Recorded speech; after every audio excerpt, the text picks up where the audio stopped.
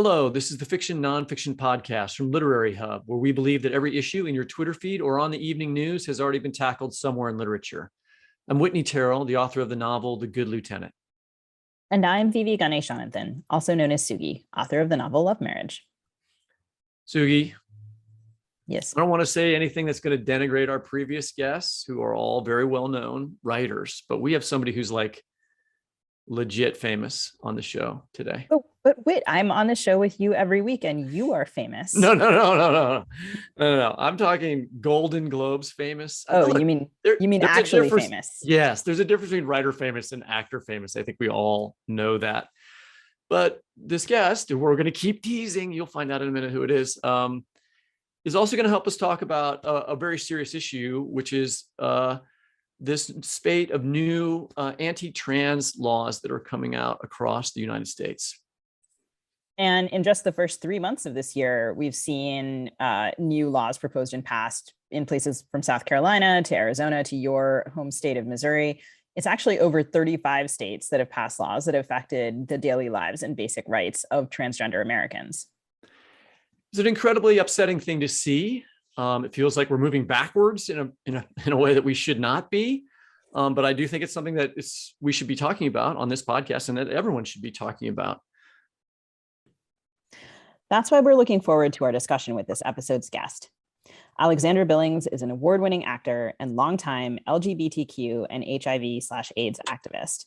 As a performer, she's played the role of Madame Morrible in Wicked, starred in Broadway's 2018 production of the play The Nap, and has appeared on TV in Transparent, The Conners, and How to Get Away with Murder, among others. But she's here to talk to us today about her new memoir, This Time for Me, which was released earlier this month, and give us her perspective on how these new laws are affecting the trans community. Alexandra, welcome to the show. Thank you so much. Thank you. Thanks so much for being here. Absolutely. Right now, 100, it's hard to count these up. We spent some time trying to figure this out. 150, we think, anti-trans bills have been proposed in 35 states across the country. Some of these bills have been stopped. Others have been signed into law, like the bill signed by Arizona Governor Doug Ducey, prohibiting transgender girls from playing on girls' sports teams. Others are pending. Of course, American politicians have felt that anti-trans sentiment is a good political move before.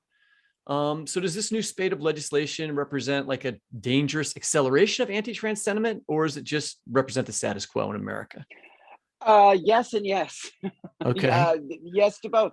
This has been true for generations. I'm 60 years old. I began my transition in 1980, and I've been having the same conversations with the same groups of people for decades, ever since that time. In fact, I was on a show a million years ago called The Phil Donahue Show, if any of you remember that. Oh, I do. Yes, so we're same generation, heart. Alex. Thank so God. I'm right there with you for Phil Donahue. Bless you. I feel so much better now. So on that show, when I was with some other performers from the Baton in Chicago, a woman in the back stood up and asked us all which bathroom we used. So they're the same people, the same political affiliations. They've gotten more extreme as time has gone by because they have more permission. We have more people in the government now. They give them permission. We also have the advent of social media, which now gives those kind of people an international, global platform. So the danger is larger because the voice is bigger. So there has always been, ever since I can remember, and the generation before me used to tell me the same thing, anti-trans sentiment. What we're talking about here is misogyny. We're talking about a country steeped in patriarchal ideology. Because when they talk about trans bills, notice all of those trans bills are all about trans women. They're not about trans men. They're about trans women. That's very interesting. Because we are terrified of the feminization of the American male. And we are considered men with surgery, men in dresses, men with a disease, men with a disorder. And you can be a woman and wear pants, that's great. But you cannot be a man and wear a dress. That's against the law.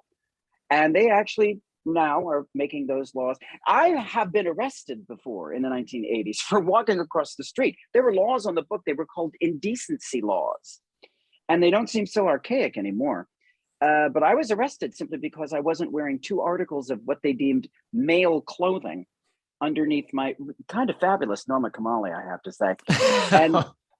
And when I was arrested, the policeman told me, I said, "Why are you arresting me?" And at the time I was a sex worker. So at the time I told him, I said, "I'm walking. I'm not working. I'm just walking. I'm going to the 7-Eleven." And he said, no, you have to have 2 articles of male clothing on at all times. And I thought, I don't know what you mean, like tube socks? What are you talking about? It's insane. So we have I want to be really clear about what we're talking about. We're talking about very typical, common American misogyny. That's what transphobia is founded in. That is a remarkable passage from the book, and we're going to read from it later on in the show. I also just was amazed. I connect this kind of ideology with, to be honest, authoritarianism, and I noticed that Putin was decided to talk about his anti-trans stance and worrying about being canceled for talking about trans issues in a state speech. So strange to me that I think there's a connection between the American misogyny that you're talking about and what we're seeing in other countries that are moving rightward and using that as a. The only as a reason I rallying cry. don't say, yeah, I agree with you. I think the only reason I don't say global misogyny, I believe that that's true, is because I don't live in those countries. I only speak about America because I live here. But in my, I agree with you. Yes, it's misogyny, period. Absolutely, no question.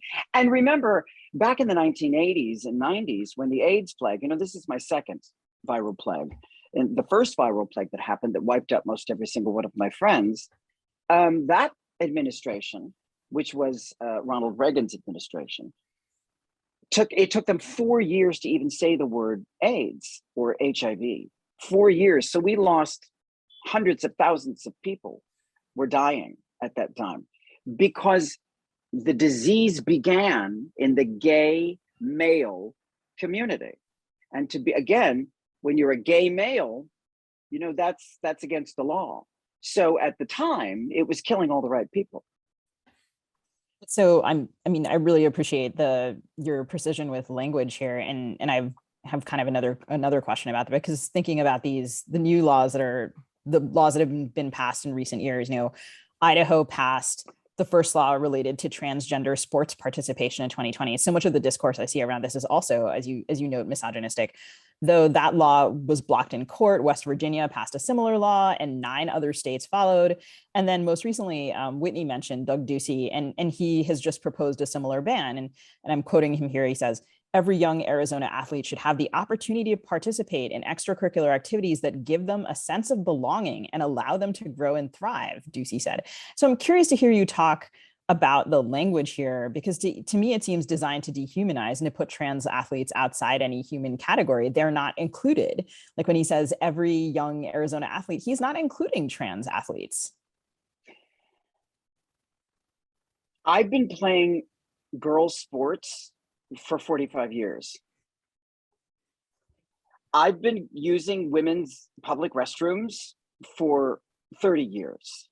These people have been playing sports with us and going to the bathroom with us and having their teeth cleaned by us. And we're lawyers, we're doctors, we're their neighbors, we're their babysitters. I'm also a teacher. I've been teaching their children for 4 decades.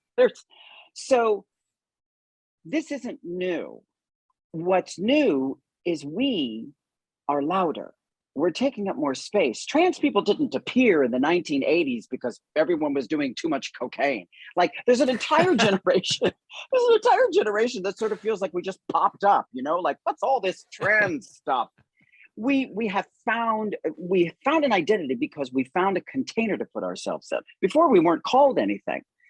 And if you go back in history, we're in Greek mythology, we're in all the history books. So the reason I tell you all of this is because what they're trying to do is eradicate us. They believe we are an idea. If you listen to people like Marjorie Green, if you listen to her speak, she speaks as if we are an idea, literally a philosophy. that has got to be stopped. And again, remember, we're mostly talking about trans women. Mostly we've got to be stopped. And if we just stopped it, if we just stopped behaving that way, because it's all behavior, then everything would go back to what they claim and what feels normal. So the idea that here's the thing we have to remember. If in fact, every single trans woman, again, we're talking about trans women, every single trans woman were bigger, faster, stronger, and more agile than every single cis woman on the planet Earth, that's a pretty large statement to make without backing it up by statistics. We don't have those. We have zero statistics about hormone level, chromosomal level, testosterone blockers. We have zero statistics about any of that. And I can tell you something from my own marriage. I met this human being in 1976. We've been together now for 46 years. She is stronger than I am. She can lift things faster than I can. I can outrun her, thank goodness. But that's the only thing. And she is a cisgender, meaning female, born female, identifies as mostly as a female. And I am trans. So we are literally a couple that breaks every single one of their rules. So in short, what's happening is they're trying to say to the world, these trans women are just an idea. And if we stop them from participating in anything that involves public, visual, or oral or emotional truth, we will stop them altogether. And that's what they believe. And that's what they're succeeding in doing. That's the scary part. Yeah, that yes and yes you said at the beginning. Is it the same or worse? It's very interesting. I have friends whose kids are trans and who go to school and are changing the way that they dress and are certainly being accepted more than they would have been when I was in school. And yet, there is also, I think that it's this, there's a push because of that visibility, maybe, as you say, from the right to sort of put that all back behind closed doors and not be seen. We're seeing those in the legislative emphasis on prohibiting gender affirming healthcare for trans youth. Bills on this topic have been introduced in Congress, a number of state legislatures. In your book, and this is the criminalizing part, right, that we're talking about. In your book, you mentioned that you actually served jail time due to a law discriminating against transgender people. And you mentioned that the word transgender didn't even really exist when you were growing up. And we've been talking a lot about language and what language is applied to all of this. Do you feel that lack of language had an effect on your understanding of yourself and your place in the world? Oh, absolutely. That's why it's so important that we raise trans kids, non-binary kids, and gender fluid kids with a sense of honor and celebration. I wrote a tweet a couple of days ago, and I said just that very thing, that LGBT youth should be honored and celebrated. And one of the this person who's an ally actually wrote back and said, well, that's a little strong. I think we want to watch our language because we want everybody treated the same. And I said, honey, it's not my problem that you're not celebrating and honoring your own life. That has nothing to do with me.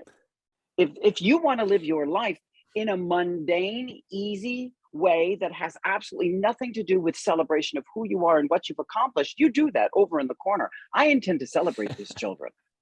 And the thing is, when I was in school, I was just talking about this the other day. When I was in school, I'm of an age, again, I'm 60 years old. So I am of an age when we got report cards, old white pieces of paper with letter grades on them. And the teacher would also put little comments. I was reading this article not too long ago, and written by a woman who's from my generation. And they were talking about the old report card. And they said, if you were the kind of student that got comments like talks too much, talks too loudly, disrupts the classroom, statistically, most of those people grew up to be orators, professional orators. And one of my 500 careers is as a lecturer. That's what I do. So had I had a teacher who would have stood up in front of the class when I had a question, and I had millions, I still do, and said, Alex, That's a great question. Good for you. Good thinking. That's really smart. Had one teacher, no teacher ever said that to me in my entire school career, had one teacher said that to me, my life would have been different. So if you don't bring in affirmation in the classroom, and as a teacher of over 40 years, that's the foundation of my teaching. If you don't bring affirmation into the classroom for every single student and teach the individual student in front of you, you're not a teacher. That's why we need to bring, that's why they're stopping this law, because they don't want us to be celebrated. They don't want us to be honored. They don't want our community to be noticed, heard, or seen. I think you're referencing are you referencing the "Don't Say Gay" bills, quote unquote, in Yeah, Florida? and I'm not real crazy about that title either. But yes, the HB bill, yes, and that is a very specific bill, which kills me also, because as a teacher, I have never taught a class on how to be transgender. I wouldn't even know how to be. I don't even know how to do it. How could I teach other people how to do it? It's not like juggling. It's not a thing that you can teach. It's bizarre. It's very strange. But this whole idea of indoctrination also very old.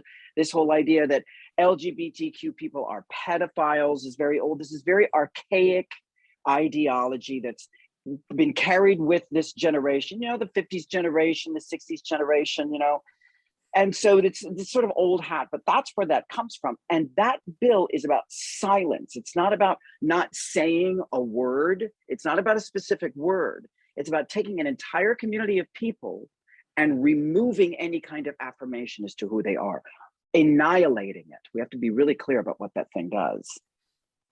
It's also outlawing truth. I mean, that's once you start outlawing truth, you're on a bad path. Mm-hmm. In the mid 90s, you were diagnosed with AIDS. Right. The passages in the book about your reaction to the diagnosis and your physical reaction to the disease were quite powerful. I wonder if you could talk about that period in your life and how it affected your activism. Well, it used to be really hard to explain this to people because it's been so long. And nowadays the disease is, mostly manageable. And now I can use words like trauma, and I can use words like trigger. And because all of us globally have survived this quarantine and this new viral plague, and we're still continuing to combat, again, far right-wing conservative extremism, it makes more sense now. It's fascinating to me because what I can tell you is those words, when you hear things like mask, and everybody has a visceral reaction to it. Everybody, no matter how you feel about it, everybody goes, oh, mask. That means something. 3 years ago, mask, you would have said mask to somebody and they would have thought about, Halloween, right? You can say quarantine to people now. And most everyone on the planet will have a visceral reaction. That's what happened when the doctor walked in and said, you have AIDS. Because everyone was dying. Everyone. There was nothing to be done. People were driving to Mexico, literally across the border to Mexico to get this brand new drug called AZT that was being sold in out of the way pharmacies that you had to pay hundreds and hundreds of dollars for like 10 pills that might save your life, maybe. So if you think about what we've all been through now, and think about the words and how they reverberate in the center of your soul. That's what happened to myself and my spouse as we stood in that doctor's office. I feel like the bills that we discussed earlier are in part trying to legislate that gender can only be performed in one specific way. And you talked about your millions of careers, and you've had such an illustrious career in performance arts. And you speak to how that love for performing began with singing for your mother as a child in This Time for Me. And I wonder if you can talk a little bit about how your life as an actor has informed how you think about gender and identity in more complicated and ultimately, I think, more inclusive ways. What a great question. I've never been asked that question before. We try. Yeah, it's really good, I gotta say. You write that down. Yes.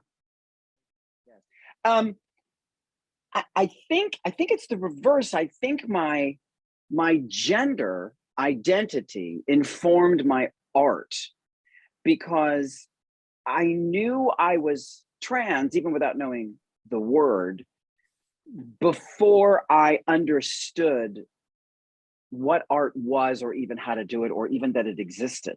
I was in creation of my own gender identity in a way that wasn't performative. So, and I went through stages, I have to admit. My gender identity then did become performative. And so my art became very performative, which is why I think I was Shantae, at the Baton when I was a drag queen and lip syncing. I think I was very into the performance of who I was all the time, all the time. I never sort of said, let's go somewhere. I would always say, let's pass the pancake. Everything was like huge, right? Everything was very large. Not that everything isn't large now, but there was also a sense of bravado and falseness about my life, I think. And as I got older and got sober and settled into my marriage, my spouse is the greatest person on the planet. Really, that's the one I have to say. I've done a lot of dumb things in my life. It's the smartest thing I ever did, really, is marry that human being. Because she has given me breath and she has ignited my spirit. And she's also given me a sense of responsibility, not just to who I am, but to how I can be of service to others. And the more I thought about that, the less performative my art became. And weirdly, this is just popping into my head as I'm saying it, the more my teaching began to get more specific. When I first started teaching, everything was fabulous.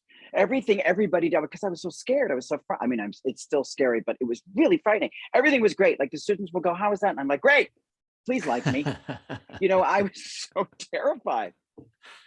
And now I can admonish my students without belittling them because they know they're in a space where they can create and experiment with everything. So I think it worked in reverse. What a great question. That might be the nicest thing I've ever heard said about a spouse on this show. Oh, really? Oh, that makes me a little sad. That was very lovely. No, I just think it was extremely lovely. That was very nice. Oh, okay, good. Well, I mean it. I'm not kidding. She's the greatest. I married up. We want to talk to you about your teaching, but before that, I want to just ask, because this book seems to be coming out at a really important time for younger people from any community who are listening to Dave Ducey be an idiot, and to read a life, that has dealt with these issues in real terms, and to see the arc of your life as portrayed in a book, which is something that books are good at doing. But I wonder, when you conceived of this, I don't know how long ago it was you decided to write the book, and what were your main goals when you set off on that journey? I actually started writing my memoirs when I was in my 30s, because I really thought I was something else, I have to say. And I thought, this is a great idea. People are going to love it. And I hand wrote it, like on Charlton Heston, like on tablets. I hand wrote it, and it was just terrible. It was just a mess. And then I had director friends of mine go, you have an interesting, my 30s and 40s, you have an interesting life. You should write a show. So I did. I wrote a couple of solo shows. In fact, one was a musical in which Chris Ann wrote lyrics for the music and I wrote the original music. So our lives sort of have done this artistically as well.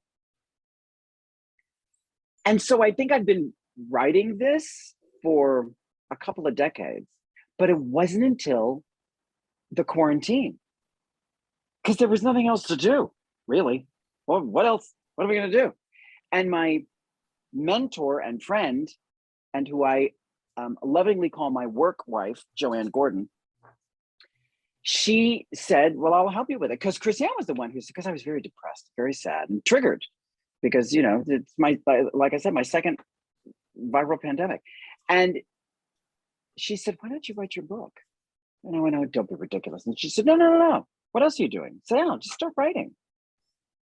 And Joanne was the one who said, you do this all the time. You do it on Instagram and on Facebook. You write little posts and things. Just put them all together and send them to me and I'll put them in a book. And that's exactly what happened. So it took us about a year, I think, together to write it. You chose to end this time for me with a letter to your past, present, and future acting students at USC, which was like this tender and lovely thing. And how important was it for you to end the memoir, which details so many real and traumatic moments of anti-trans violence, with a message of hope for younger generations? Well, I'm so glad you asked me that, because Whitney's question, I didn't really answer the last part of it, which was why did I write the book, and you know, what was the reason behind it? When I first started to write it, I wanted to write, I really think I'm something else, I have to say. I wanted to write like a queer history book of a certain generation, because I've been around before Stonewall. I was 7 years old when Stonewall happened. I remember it happening, the reverberations happening in my house. So I wanted to write a chronological sort of map of the trans experience pre-Stonewall, and then up to me going, being on Broadway. And somewhere in the middle of this bizarre journey I was writing about, I got tired of trying to write things down that had to do with dates and proof. You know, I didn't want, I just got bored with myself. And in the middle of the book, as the character in the book, I know I sound psychotic, but as the character in the book, me, began to find out what mattered most, which was, how can I be of service? I began to say to myself, oh, there are enough history books. We have enough history books. We know what happened, Alex. You don't need to, you're not a historian. You're a teacher. And who, because the whole book is filled with teachers, who is your greatest teacher? Who has been the greatest teacher throughout your life? And that has been my students. So the letter is a thank you. It's not a dedication, it's a thank you. It is a specific idea of how I am able to navigate my life seen through the lens of a grateful student. That's what that is. And that's why. So I think we talked about your book, but we can't let you go without talking about Transparent as well. So in Transparent, you played the role of Davina, and we're focusing on your book and current politics in this interview, but that show was just a huge sensation. And it was critically acclaimed and also at moments controversial, like allegations about Jeffrey Tambor's conduct on set. And I wonder now, with the benefit of time to reflect, if you can talk a little bit about the legacy of that show for the trans community. I am very proud to have been associated with Transparent. And I don't know that ever in my career will I have the opportunity to be around that kind of artistic freedom and that kind of monumental change. I hope that's true. But that was the first time it ever happened to me. And remember, this didn't occur until I was in my 50s. It wasn't like I was a 20-year-old actress right out of college and I got this amazing gig. This is the third act of my life and this thing happened. I found myself at the Golden Globe Awards. It was ridiculous. I mean, the whole thing was insane. Insane. It's still a blur to me. I have to tell you, you know, the show was never about the trans community. We have to be really clear about that. The show was about the Fettermans. It wasn't about the trans experience. It veered off that way because I got loud and Joey Soloway got loud and Trace Lizette got loud and Our Lady J got loud. The trans people, we all kind of went, okay, we're starting to get noticed and we're starting to get recognized as a transgender show. We need more Mora, we need more community, we need more. But I think the great gift for me in that show is, of course, the legacy of the fact of it. But the real legacy for me is the lasting relationships. Catherine Hahn and Amy Landecker and Bradley Whitford and Trace Lizette and Our Lady J and Joey and Faith and the great, radiant Judith Light have become part of who I am. And I never would have met them without that show. I never would have met them. My life, the trajectory of my life and my life's philosophies are different because of those people. So I think that this is going to sound strange, but I think the legacy of that show is in fact the relationships it created, because now we are all able to go out. Those people never met a trans person before. I mean, Judith did, but many of those people had never met a trans person before. And now we're family. So they all go out into the artistic world. Bradley Whitford is one of the most staunch, radical trans allies I have in my life, literally in my life. They are now able to go out into the professional artistic world and talk about this on a global stage.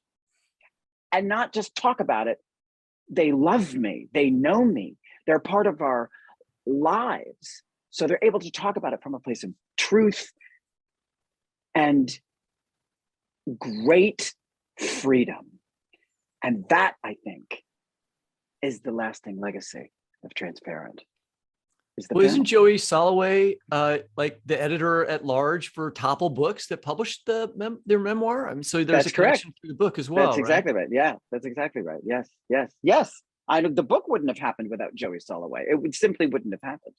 So, you know, that whole Transparent was a whole complete thought in my life, and those tentacles expand.